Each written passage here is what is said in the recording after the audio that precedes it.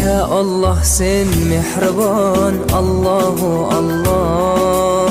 Seni deb qo'ydi bu jon, Allahu Allah.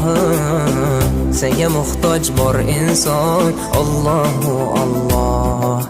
Olamlarning Robbisin, Allahu Allah. Mu'minlarning panohin, Allahu Allah. Yuragimning sultoni, Allahu Allah. Hidoyat ayla bizga, Allahu Allah. Panoh bo'l yurtimizga, Allahu Allah. Iymon ber qalbimizga, Allahu Allah. Allah meni dardimni, bu ohzorimni rahmayla kechirgin gunohlarimni.